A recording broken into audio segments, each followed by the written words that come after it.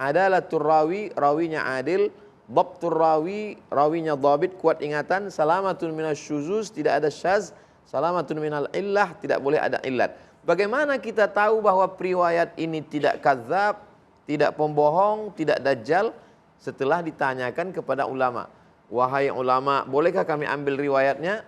Jangan ambil riwayatnya. Fulan kadzab. Apakah ulama ini ghibah? Tidak. Kenapa? Karena sedang memperlihatkan, menunjukkan kebatilan seseorang. Jadi kalau dalam 3 kasus bertanya hukum keputusan pengadilan, yang kedua mempertanyakan hukum fatwa, yang ketiga untuk menunjukkan kebatilan orang lain supaya selamat, maka dibolehkan. Tapi kan nggak diulang-ulang tiap hari. Ini biasanya nikmat ini kan kalau diulang terus. Ada new edition. Ada terus edit barunya. Jadi sebetulnya setan sedang mempermainkan. Wala udhillannahum, aku sesatkan mereka. Setelah mereka sesat, ada bumbunya. Wala umanniyannahum, aku buat mereka berimajinasi, berhalusinasi. Dan ketika ditanya, salah satu di antara peserta gosip unlimited itu, ini kayaknya gosip yang enggak. Ini kan masih enggak keluar dari yang 3 dijelaskan Ustaz Somad kemarin. Tapi to be continue ya, terus-terusan. Setan sedang bermain. Masya Allah, itu yang dijelaskan alladzi yuwaswisu fi sudurin nas minal jinnati jinnati wan nas. Baik, saya kembali ke jamaah dari adik-adik dari Institut Ilmu Al-Quran. Silakan, boleh berdiri langsung? Oke. Assalamualaikum warahmatullahi wabarakatuh. Waalaikumsalam warahmatullahi wabarakatuh. Nama saya Chairunisa Aribah dari mahasiswa Institut Ilmu Al-Quran Jakarta.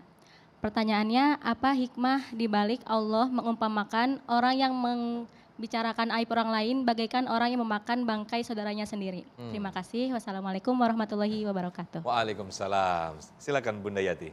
Iya.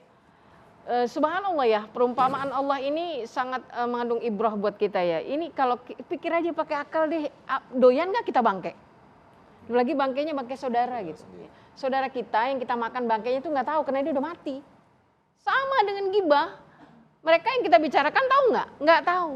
Jadi orang-orang yang makan kebusukan itu udah bisa dinilai karakternya seperti apa. Kemudian ketika dimakan apa sih manfaatnya? Bahasa kita lebih dalamnya adalah sangat menjijikkan. Ya, saudara ya, perumpamaan yang lebih dekat lagi saudara itu, bangkai saudara. Jadi manakala kita ingat kalam Allah ini, Allah ya kita sedang belajar ya Bu, ke sana ya Bu ya. Jadi tadi mau gimmick aja kan Bu ya, bukan beneran. Insya Allah ya, jadi kita cari yang banyak manfaat, kita cari yang membawa ketenangan, terlebih lagi di bulan Ramadan. Masya Allah, isi waktu dengan baca Quran ya. Tadi kata Ustadz kita lanjutin sampai berbuka, maksudnya tilawahnya gitu.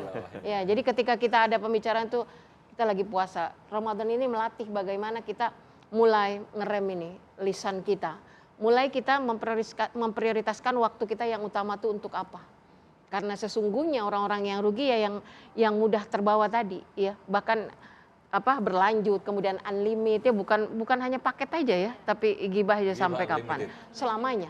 Ketika hati ini masih bersarang terus kebencian, rasa dendam, maka selamanya kita tak akan pernah senang melihat orang lain atau melihat saudara kita lebih bahagia dari kita. Baik, siapa lagi yang mau bertanya? Wah, ramai sekali. Saya pilih salah satu dulu. Oke, ini adik kita. Silakan berdiri. Assalamualaikum warahmatullahi wabarakatuh. Waalaikumsalam warahmatullahi wabarakatuh. Perkenalkan, nama saya Andi Fadilatul Awaliyah dari Institut Ilmu Al-Quran Jakarta. Saya ingin bertanya kepada Ustadz dan Bunda, bagaimana cara kita menghindari ajakan orang yang suka membicarakan aib orang lain? Itu saja. Assalamualaikum warahmatullahi wabarakatuh. Waalaikumsalam. Kalau kita menghindari, entar dikiranya nggak mau berteman nih Ustadz. Gimana nih ya Ustadz? Yang pertama, jangan pernah takut penilaian orang. Karena ketika kita menghadap Allah, semua orang-orang ini tidak akan pernah ikut serta. Yatsba'ul mayyita salasun, yang mengiringi manusia ada 3. Pertama, maluhu, hartanya sampai ke pelataran parkir, ke tepi liang lahat, habis itu pulang lagi. Yang kedua, ahluhu, temannya satu grup ghibah unlimited tadi, itu hanya sampai di situ, setelah itu mereka pun pulang dan menceritakan kita lagi. Ingat, ketika kita punya teman suka ngajak kita bicara orang lain, saat dia dengan orang lain, dia akan bicarakan kita. Itu pasti. Saat dia berada di depan kita, dia akan ajak orang lain. Dia akan ceritakan aib orang lain. Tapi saat kita sedang tidak berada di depan dia, maka kitalah yang akan menjadi objek dia dengan orang lain. Ini sudah hobi yang na'udzubillah. Lalu kemudian ketika kita masih berharap pada penilaian orang, nanti nggak dihargai orang, nanti nggak dianggap bestie, nanti nggak dianggap satu geng, nanti nggak dianggap satu grup, nanti akan dikucilkan. Lalu di mana letak iman? Di mana letak iman bahwa kita akan mati di liang lahat, akan ada mahsyar, akan ada hisab, akan ada timbangan amal, akan ada titian siratal mustaqim. Disitulah letak iman kita kepada Allah SWT. Ini belum lagi tawaran jabatan, harta, kekuasaan, baru hanya sekedar persaudaraan. Ingat, al-akhilla, orang-orang yang berteman. Ba'duhum li ba'din adu. Yauma idzin, pada hari itu nanti mereka saling bermusuhan. Gara-gara kamulah saya makan bangkai. Gara-gara kamu juga. Kamu kok ngajak saya? Ya kamu kok ikut? Illal, kecuali orang-orang yang bertakwa kepada Allah. Mereka saling memuji. Gara-gara kamu saya baca Quran. Enggak, gara-gara kamu yang mengingatkan saya. Mereka saling memuji di hadapan Allah. Mudah-mudahan kita termasuk dalam golongan yang saling memuji di hadapan Allah. Amin. Yang kedua, orang yang membicarakan aib orang lain itu, kenapa dia sulit untuk berhenti? Karena dia meyakini bahwa ada amal yang bisa menutupi ini. Jadi logika dia berpikir sendirian. Siapa yang berpikir sendirian menarik kesimpulan sendirian? Ana khairum minhu. Khalaqtani min nar, kau ciptakan aku dari api, wa khalaqtahu min tin. Dia kau ciptakan dari tanah, ana khairum minhu, aku lebih baik daripada dia. Itu pola pikir iblis. Allah tidak pernah mengatakan api lebih baik daripada tanah. Allah tidak pernah mengatakan tanah lebih hina daripada api. Lalu siapa yang menarik kesimpulan bahwa tanah lebih hina dan api lebih mulia? Iblis. Dia membuat pikiran sendiri, berasumsi, menarik kesimpulan sendiri. Saya kan udah sholat, udah zakat, udah baca Quran, udah sedekah, udah taraweh. Masa ribah-ribah dikit nggak boleh? Kan bisa ditutup dengan ini. Menarik kesimpulan sendiri adalah menyesatkan.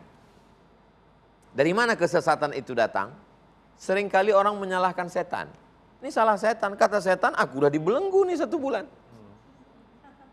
Kesesatan, kejahatan datang dari diri manusia sendiri.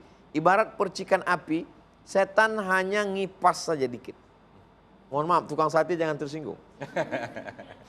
Setan hanya ngipas. Kalau nggak ada percikan apinya setengah mati, lalang kering tidak akan menyala. Maka cepat padamkan dia.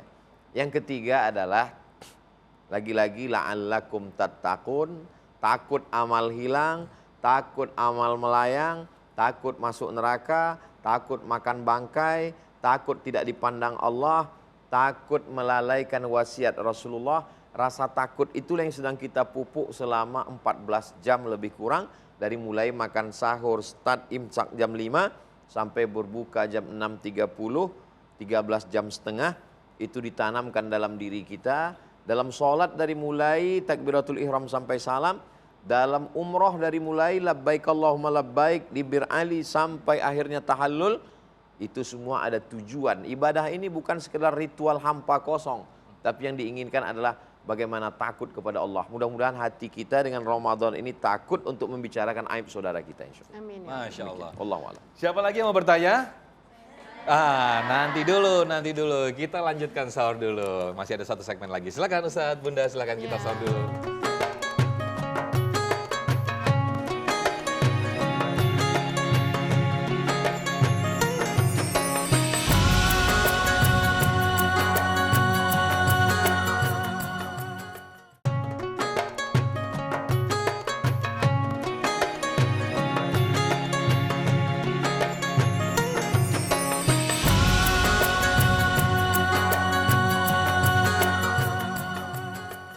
Alhamdulillahirrahmanirrahim, masih di indahnya Ramadan. Masya Allah, pemaparan dari guru-guru kita tadi luar biasa. Dan juga pemaparan perumpamaan yang Allah umpamakan bagaikan memakan bangkai saudara kita sendiri.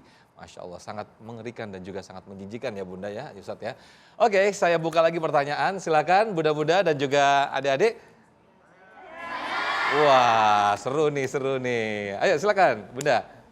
Bismillahirrahmanirrahim. Assalamualaikum warahmatullahi wabarakatuh. Waalaikumsalam warahmatullahi wabarakatuh. Afwan, nama saya Tati dari Rumah Kebaikan. Izin bertanya Ustadz, bagaimana cara menyikapi ketika ada orang yang menggibahi kita terus-menerus dan kita menginginkan agar kita tidak terpancing gitu, tetap tenang gitu ketika mereka menggibahi kita. Hanya itu aja yang bisa saya sampaikan. Assalamualaikum warahmatullahi wabarakatuh. Waalaikumsalam, terima kasih Bu Tati, silakan Ustadz. In ja'akum fasiqun binaba'in fatabayyan.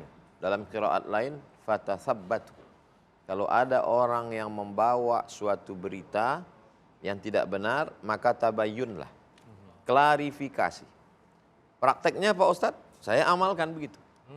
Jadi ketika saya dapat berita Ustadz Abdul Somad ini orang ngomong begini, saya cari waktu yang tepat. Kebetulan pas lagi ke masjid ketemu sama orangnya. Saya tanya berdua, saya tidak libatkan orang lain. Saya dapat kabar kamu ngomong begini tentang saya. Itu tidak benar. Yang kamu terima itu adalah isu hoax, tidak benar. Saya kalau ada isu macam-macam, saya klarifikasi satu kali. Tidak bolak-balik klarifikasi, nanti malah menjadi berita. Klarifikasi satu kali, posting di Instagram, yang belum follow silakan follow. Setelah itu berarti kita sudah selesai dengan hamba Allah. Adapun kepada Allah, minta supaya hati kita dilembutkan. Kita diajarkan untuk mendoakan orang sebagaimana yang diajarkan Nabi SAW. Allahumma hdi qaumana, Allahumma hdi qaumi fa innahum la ya'lamun. Pada saat perang